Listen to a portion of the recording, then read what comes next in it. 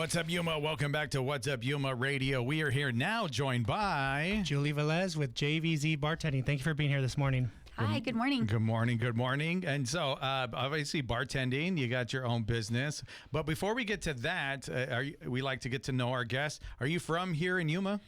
Pretty much. I was born in Mexicali, and then we moved here when I was about 10 years old, which was many moons ago. But so pretty much I am a native from here. So yeah, every time you try to leave, it just pulls you back. So wait a minute, you tried to leave? I did. Oh, a couple why? of times.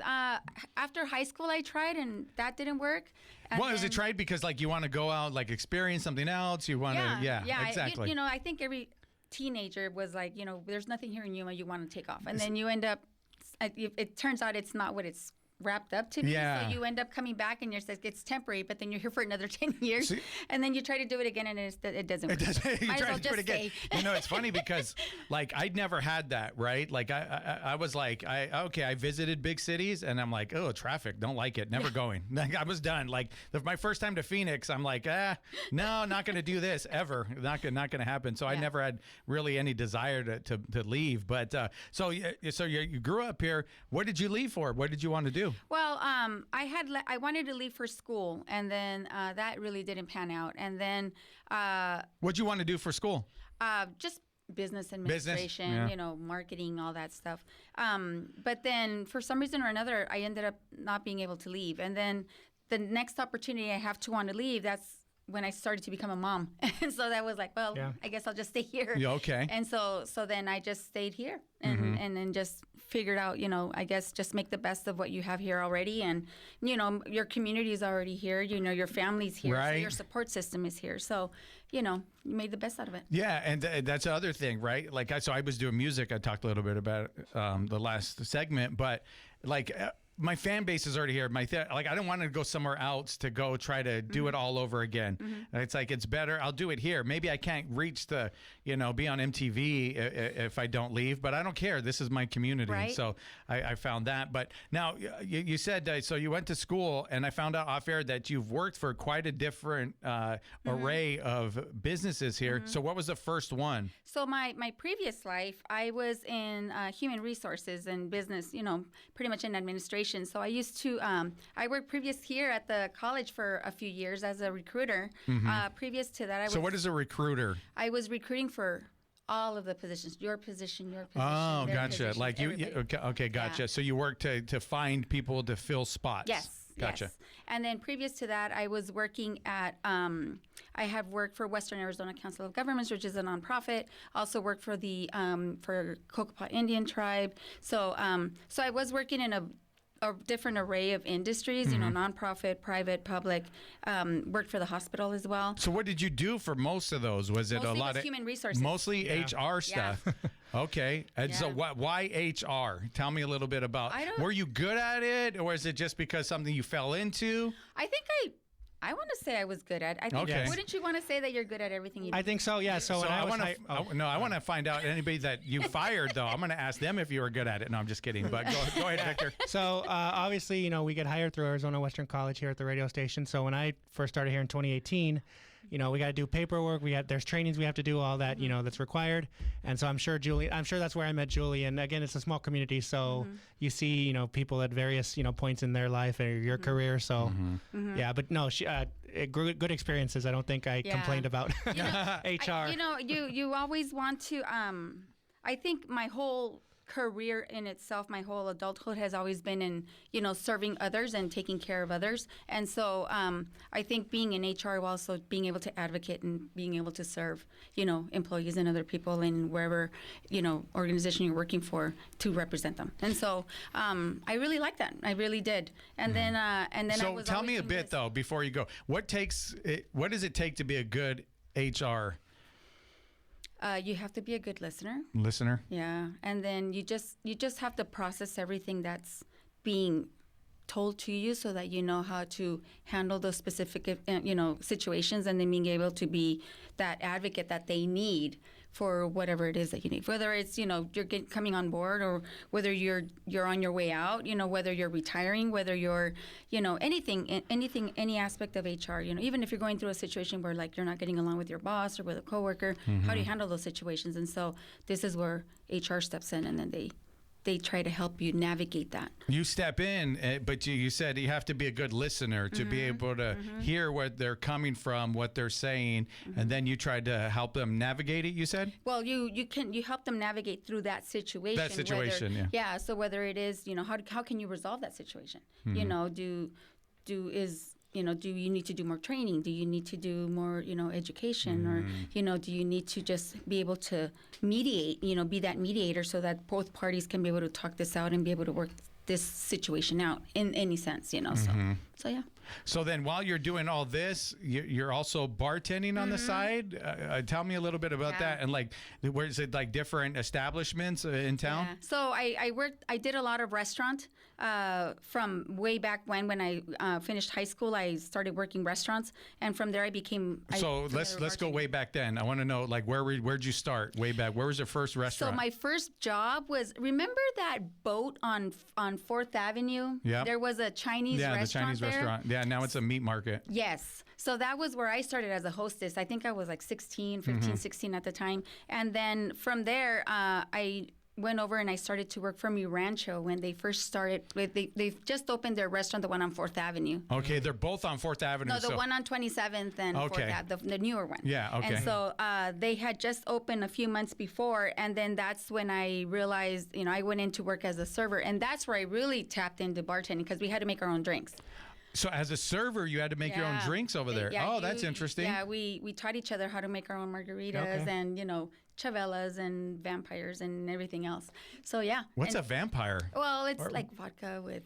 Okay, so it's like similar to like a Bloody Caesar? Kind of like a Bloody Mary. Bloody Mary? Oh, okay. Of sorts. All right. Now, so you said that's how you're learning. You're kind of teaching each other how to do this. Then what was your first bartending job? Or was it also... a thread of they work together. You're serving and you're making drinks. So that I think was when I went over to work for Applebee's, one of the Applebee's establishments, and I started as a server, and then from there I was promoted to bartender. Okay. And so from there I went to Texas Roadhouse, and what was it like at Applebee's? Busy. Busy? Yeah. They used to have a really good happy hour, right? Yeah. That was the place for happy hour. You go over there. And so that's where I used to go. I used to work construction. I was an electrician. And it was like, okay, what time is it? It's Applebee's time. They have happy hour. That's where everybody's going. Oh, yeah. So what was it like to being kind of thrown back there? You said of promotions, but you're back there and you're busy. A bartender, I don't know how they do it. I can't figure it out. Like I've watched Dee over at the Crest do it for years. Oh, yeah. And do it smoothly. But it's a lot of pressure. Like, tell me about it when you're first back there. But I mean, it is. I think with every high energy position, obviously there's going to be some stress. There's going to be some pressure. But it's just, your adrenaline starts to kick in, and then you start to make it fun. And so to me, I've always found bartending to be fun, which is I think why I'm still doing it now. I've always enjoyed, being able to start engaging with other people and, joking with them, talking with them, and just being able to just hold those conversations. So, okay, let's go back to Applebee's though. So you're first back there, like your first few days, how were you? Did you know to be that friendly? What was it? I did because I was already serving. Serving, and I so you already got it. In serving. And so the regulars that were already there, they just switched over to the bar. They went from sitting at the seat over here at a high table. And they went over to the bar. Yeah. They were like, Julie's fun. I want to hang out with her. There's when Julie. a few of my regulars, as soon as they saw me at the bar, they're like, "You're there now?" And I said, "Well, yeah, okay. So like, can I sit there?" And they would go and sit there. So so that's exciting because there's people that are already looking out for you, and that tells you that you're doing a good job. So like I said, how can you not acknowledge when you're not doing a good job? Yeah, like the same thing when somebody comes in, it's like, okay, where's my favorite server at? What tables is she doing today? They go over there, get that. And then now you're behind the bar. And so mixing the drinks, is that something that you find fun too? I do. And even just creating new drinks is always exciting because you see a margarita and I'm like, I wonder what that would taste like if I added this to it. And I wonder what this would taste like if I added that to it. And then now you just created a whole different cocktail. And so that makes it fun, because then, other people will start to, to enjoy that drink, and also to be able to like, oh, you know what? She makes a really good jalapeno margarita. Really? And so, yeah. Yes, and that sounds delicious. So then you went from there to where? You said And then I went to Road- Texas Roadhouse, and I was actually a bar manager there for a while. Okay. And then I ended up leaving. I took a break. I had my third daughter, my last child, and so from there took a break, and then I went to work for Mimi's Cafe. Oh, And it Mimi's was Cafe. yeah, Okay. Yeah. And that was the last. That was my last restaurant, and then I took a break because I went to school. I got my degrees, and I was like, I'm retiring from restaurant. Took a break, and I went into work. HR. That was when after that I started working in these establishments. And then so then we're gonna take a break, and then we're gonna find out like you just like went and like, I'm tired of this. I quit. HR's out. Like, what are we gonna do? And everybody's in a panic, and you're like, I'm gonna be a bartender again. So that's kind of how it goes. Pretty much. Okay, cool. Well, hold on. Don't give it away yet. We'll come back. We're going to come back with it. We'll be back with the conclusion to that story right after this. You're listening to What's Up Yuma Radio right here at 94.7 KOFA Border Radio.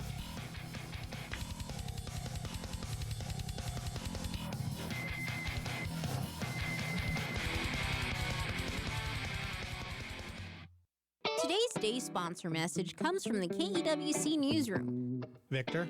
Cisco, Alex, and Carmen. Dave, we will certainly miss you. But we also think that you and your lovely wife Ellen deserve the most fantastic retirement.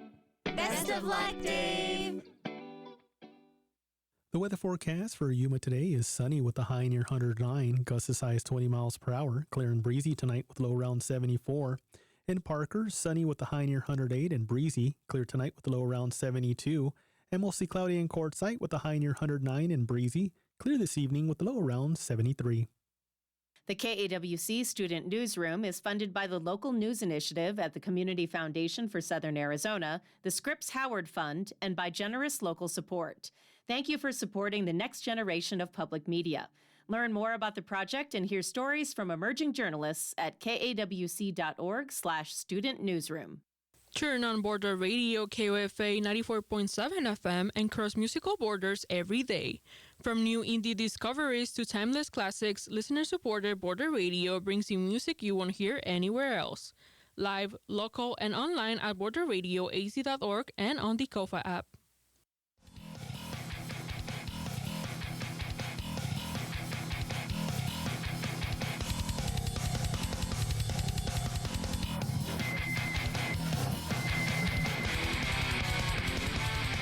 What's up, Yuma? Welcome back to What's Up Yuma Radio. We are here joined by Julie Velez, formerly of HR here at AWC and other places, but now with JVZ Bartending. Yeah. So what happened? You're HR. Like, what do you do? You just like, I'm out, peace out. Do you give you 2 weeks or? You know what? I think when you work corporate, it just takes a lot out of you. Yeah. And so I was a single parent at the time with my last job, and it was just doing too much, and it was really draining my family life. And so I was doing this on the side, and I just decided to leave. I just thought it was in my best interest and in my family's best interest for me to leave. And then I said, I'm just going to take a little break. And then from that little break, it just became a full-time job. Okay, so but you take a break, you're doing this on the side, and then so how does this become a full-time job though? Like you go out there and you like let people know like I'm available more now, and then like how do you start booking? Yeah. So this just pretty much fell into my lap because it was right after COVID, where a friend of mine said, "Hey, I don't have a bartender for my daughter's Sweet 16. Can you work it?" And I said, "Yeah, sure. I'll work it." And I didn't really charge her that much because I just didn't know how to charge. Mm-hmm. And so I did the Sweet 16. Everything came out really good. And from there, I think I got like 3 events that people contacted me. It's like, hey, give me your number, so I can, I have an event coming up. And sure enough, I had like somebody call me for a wedding, somebody else call me for like another quinceañera and so forth. And then it just grew from there. And most of this was started as word of mouth. I didn't know, I had my personal Facebook and Instagram, but I had no clue about adding business into social media. So it was all word of mouth. Okay. And that just grew. And I was still doing this on the side as I was working corporate, and I left corporate in 23. 23. Okay, you left corporate 23. You're doing this, and what kind of events you're doing? You're, like you said, quinceañeras, weddings. Yeah, like, we do, quinceañeras, weddings, anniversaries, birthday parties. I also started tapping into doing sip and learn events where I'm teaching people how to do mixologist. So tell me a little bit about that. Like, break that down, what that is, and who is typically interested in something like this. So I think the demographic is wide because I've had people come up to my event. So my Sip and Learn events. Sip and Learn events is where I teach you how to make 3 seasonal drinks depending on when we have these events. Okay, so it's summertime. So right now it's summertime. We have Okay. a summertime coming up. So I'm teaching people how to make 3 summer drinks. You also have the opportunity What to... drinks? I'm interested now. I might want to go, so tell me. So not to give too much out Okay. there. Sure. We're gonna do a margarita, a flavored margarita. Flavor margarita. We're okay. gonna do a martini, also of sorts. Oh, okay. And then I think we're gonna end up doing a mojito. Oh, gotcha. And then because there's 4th of July coming up, there might be a surprise. Might be a surprise. Okay, we're gonna have to wait and see. Yeah. Now You have to get tickets in order for you to be there. And too. you said you mentioned like the names, but it sounds like when you say I don't want to give too much away, that you have your own flair or your own way of doing these things. Yes. Okay. Because there's just there's so many different drinks out there, but I craft them to where they're more customized so that you can actually take them home with you and you can actually do them yourself. So there's recipe cards that I also print out and I give to the people that buy tickets, and so they can actually do that at home. So maybe somebody that's looking to maybe like I put on these dinner parties, but I really want to take it to the next level. And be able to serve my own drink. Yep. So somebody like that would be a good part of the demographic that. Absolutely. So people can be able to take that and have their own parties and make their own drinks based off what they learned at my event. Okay, so how many of those have you done already? So in the past, I've been doing this. This is my 3rd year doing this, and I want to say I'm already at my 12th. 12 class? 13th class, I think.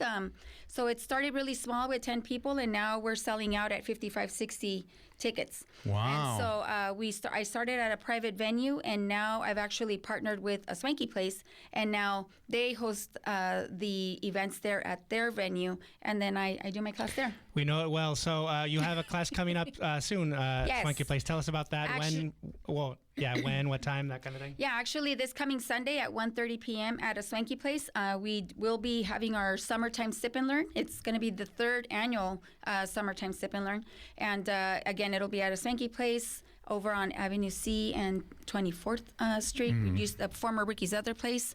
And if you didn't get tickets, people can still go into Swanky Place and still be able to sit at the bar and listen to the class. But you have to buy tickets in order for you to be able to participate in the class. There will be local vendors on site. I do love to support small business, and so we always invite local business vendors, and they are inside. We also have food vendors outside, so they can all enjoy and make some money as well as I. So I want to know, what's your favorite season? My favorite season is probably November. November. It's like the harvest type of year. And then what kind of drinks are come with that? My favorite ones are the whiskey drinks. Whiskey drinks. Oh, yeah. Okay. Yeah. We actually did a really yummy whiskey drink last November for our harvest event. It was whiskey. We added tonic water and we added apple juice to that. We smoked cinnamon sticks. So we showed people how to smoke their own drink. If you're a whiskey drinker, you'll know what that means. So you get that smoky, bold flavor. So like I've had it in an old fashioned. So similar to that then? Similar to that, yeah. So where you actually smoke your glass and then you prepare your drink and then you drink it and you get that hit. And you're saying, so that's your favorite. So it's my favorite season because the weather changes, it becomes beautiful. And then it's kind of interesting that the way it works, you enjoy something different in that season, right? Yeah. So it's a little bit more maybe heavier, in the summertime, you don't want something that's heavy, right? The whiskey could be a little, and it warms you when it comes in. And that's exactly why you offer it like in November, December, because, we don't get too cold, but us desert rats, we get cold here. Yeah. So the whiskey drink falls really, really well in keeping us warm during the season. So what does it take to be a good bartender? I already said HR, you gave me the goods on that. And so what's it take to to be a good bartender? Tell me personality wise and also drink wise. But Well, before you answer, I want to show that I was paying attention, and you said you had to be a good listener. You do. Yeah. You do. If you've seen it on social media and everywhere else, it says where like bartenders are your favorite therapist, they're your best friend, they're your moms. You have to have that personality to be able to acclimate yourself with every different type of personality. And so there's some people that are a little shyer than others, and you actually bring out that, you get that shy out of them, and then they actually start to become talkers, and they get really comfortable with you. Also, you get the ones that, you need to start limiting how much you can offer them, because, they'll just take things to another level. So just being able to read people. Huh? Okay. So you have to read people, and then you have to understand, kind of what their tolerance level is, so that you know how to still have a good time without it just escalating to something negative. And you have your regulars, but we've had people that have been in the service industry before, and they say like they can kind of to see a customer and say, okay, he's going to order this or she's going to order that. Yeah. And then there's you can kind of tell. Like, oh yeah, you can. It's like it's reading people. It's just learning how to read them, and then people that you can tell which are more greener than others in terms of knowing drinks. You can always tell. So you're just kind of like, okay, I know what to offer them, because I know they're not really into all the drinks. So you already know what to offer them. And then you know the ones that are like the OGs that already know what they want, and you're already just waiting, and they tell you, oh, I want this. I know what you want. Yeah, so I'm pretty simple. Like the only thing I would ever get typically is old fashioned or beer. That's it. Like I just go between that. It's like very simple. Like I like a variety of beer and stuff, but typically just a drink would just be an old fashioned. Yeah, and you should open up to learning some more whiskey drinks, because whiskey. Maybe I'll do your class, hang over there at Swanky Place in November and see what you got. Oh yeah. So tell everybody, we're coming up at the end of the segment. Tell everybody how they can find you on social media. So I'm on Instagram, TikTok, and Facebook under JVZ Bartending. You can actually do a search and start looking at bartenders near me, and then my profile will pop up. All right. And you said it's this Sunday that you're going to be over there? Yeah, this Sunday at 1:30 p.m. over at Swanky Place. Tickets are $40. That covers all of your materials for all 3 drinks.